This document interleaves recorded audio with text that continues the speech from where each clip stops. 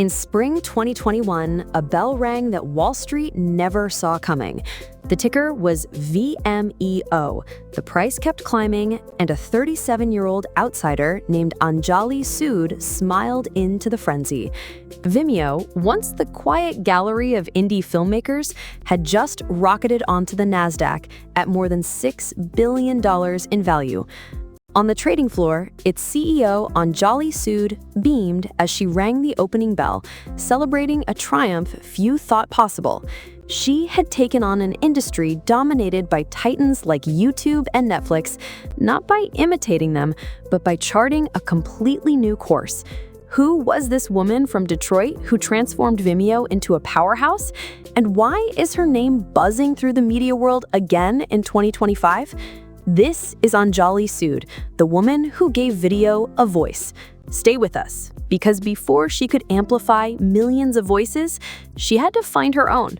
Her journey from a humble childhood to the helm of major media companies is a story of vision, resilience, and the audacity to rewrite the rules. And it just might change the way you look at your own screen. To understand Anjali Sud, you have to understand the Detroit of the early 1980s. As the daughter of Indian immigrants, she grew up steeped in what she calls the immigrant hustle. It wasn't just about hard work, it was a psychological orientation.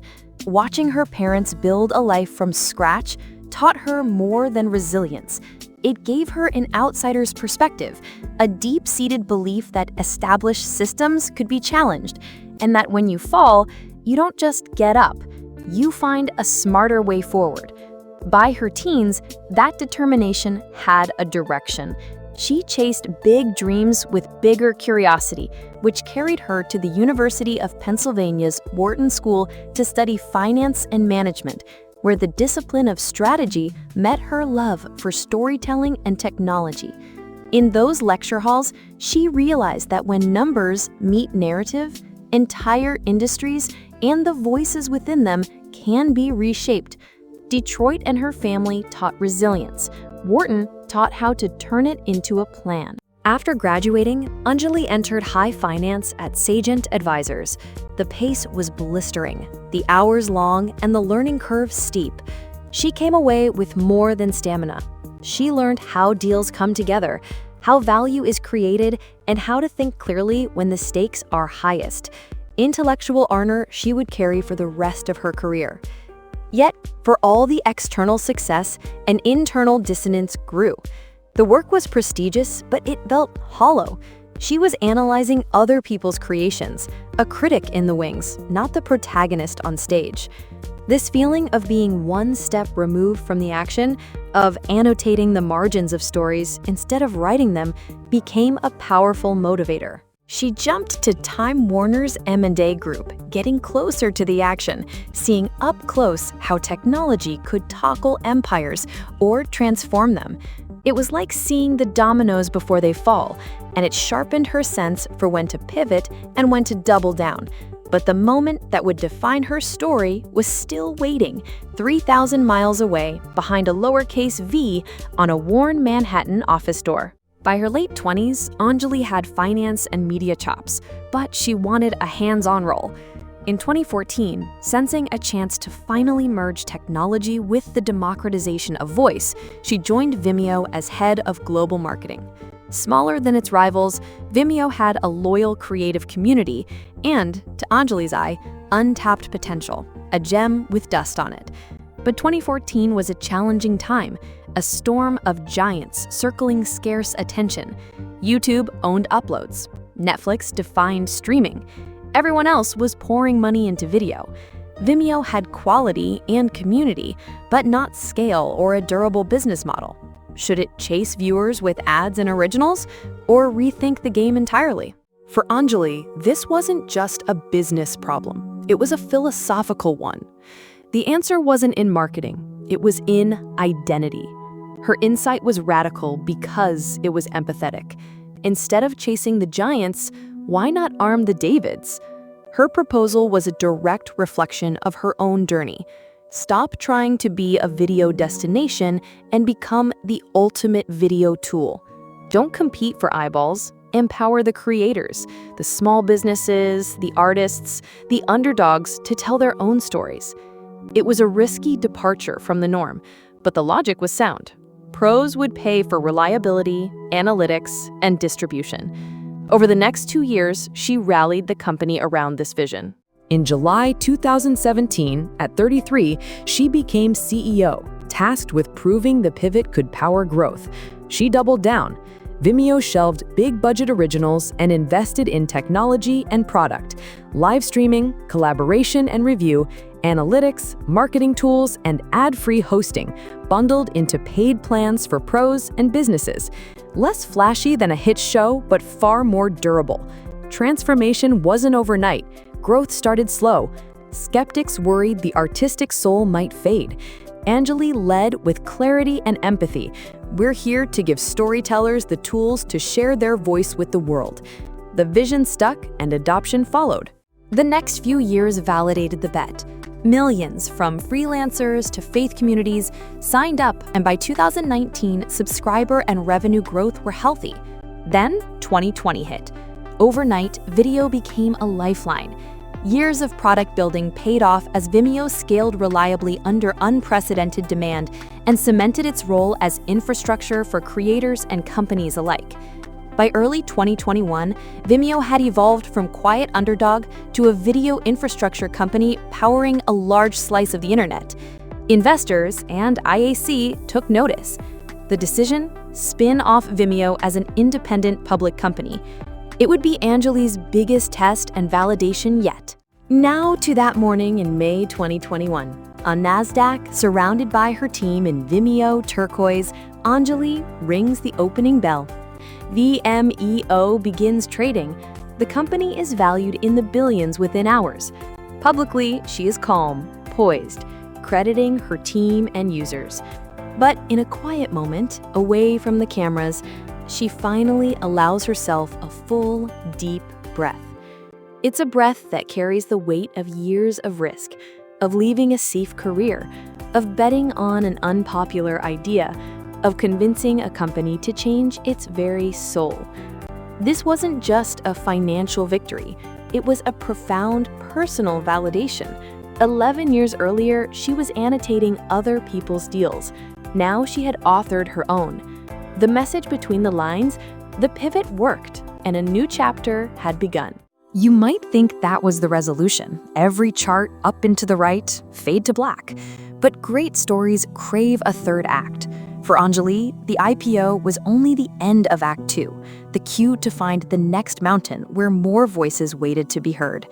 After steering Vimeo as a public company, she made a surprise move.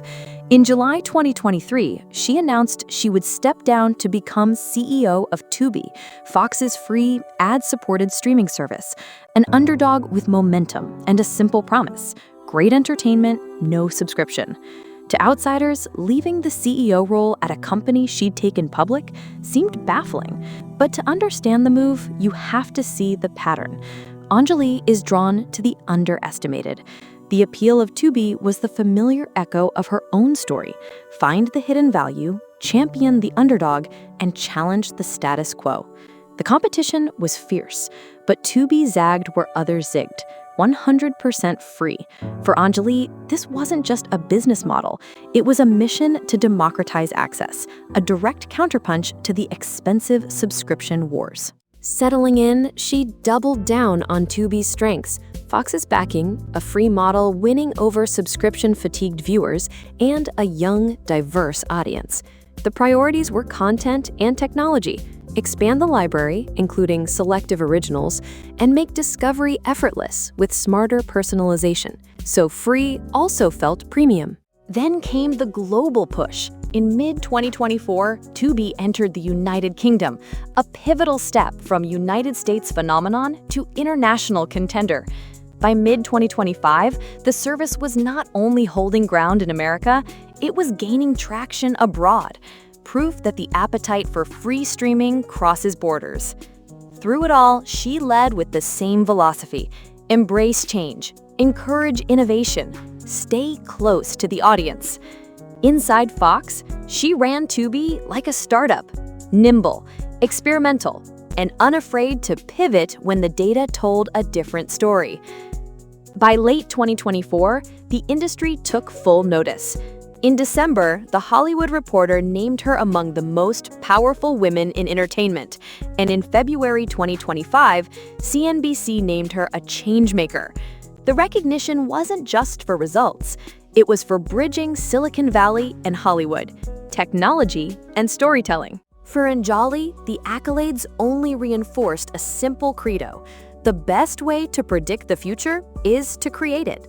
At Vimeo, that meant redefining the business. At Tubi, it means shaping streaming's free future and expanding where audiences are waiting. She has navigated her career often being the only woman or person of color in the room. This experience didn't make her louder, it made her more deliberate. Her leadership style is one of quiet conviction, not loud proclamation. Instead of grandstanding, she focuses on tangible change, mentoring rising talent, demanding diverse candidate slates, and proving through results that inclusion isn't a compromise, it's a competitive advantage. She models representation not by talking about it, but by being it, powerfully and effectively, at the very top. Standing in 2025, the portrait is clear. 42 years old, CEO of a major streaming platform, calm but determined, and grounded in people and stories. Behind every metric, she reminds her teams, is a person choosing to spend their time, so earn it. What legacy is she building? At Vimeo, she proved you don't have to beat YouTube to win. You can empower expression and the people behind it. At Tubi, she's arguing that free can be the future of streaming, quality entertainment accessible to anyone with a connection. That's democratization in action. Beyond any single company, her story is a masterclass in how an outsider's perspective can become a visionary's advantage. It's the tale of a woman who, after feeling like an observer in her own career, decided to build the tools for others to take center stage. She pivoted Vimeo, left comfort for a new challenge at Tubi, and at every turn, she chose to champion the underestimated. Each leap was calculated, but it was also deeply personal. Proof that the most powerful reinvention comes not from a change in strategy, but from a deep understanding of who you are. As this chapter closes, remember, her story is still being written. Media and tech will keep shifting. If history is any guide, she'll meet the next wave with the same mix of pragmatism and boldness, and keep helping to invent the future. Anjali Sud once asked, "Why predict the future when you can create it?" and proved that creating the future starts with daring to speak up. What about you? In your own life or career, what's a change you'd like to see? And how could you take the initiative to make it happen? Whether it's starting a project, learning a new skill, or leading a change in your community, remember the example set by Anjali. Sometimes the opportunity you're looking for isn't out there yet. You might have to build it yourself. So, what part of Anjali's story resonated most with you? Perhaps it was her fearless pivot with Vimeo, or her commitment to keeping content accessible at Tubi, or maybe the simple idea that embracing change can unlock incredible opportunities. Let us know in the comments. We'd love to hear your thoughts. If Anjali Sud's journey inspired you, make sure to hit the like button and subscribe to Modern Biography, the stories that define our time. We have many more deep dives into the lives of today's trailblazers coming up. Don't forget to ring that notification bell so you won't miss our next episode. Thank you for spending this time with us. When the next opportunity flickers on your screen, ask yourself, will you hit play or will you hit record? Because as Anjali Sud has shown, the future doesn't stream to you, you stream to it.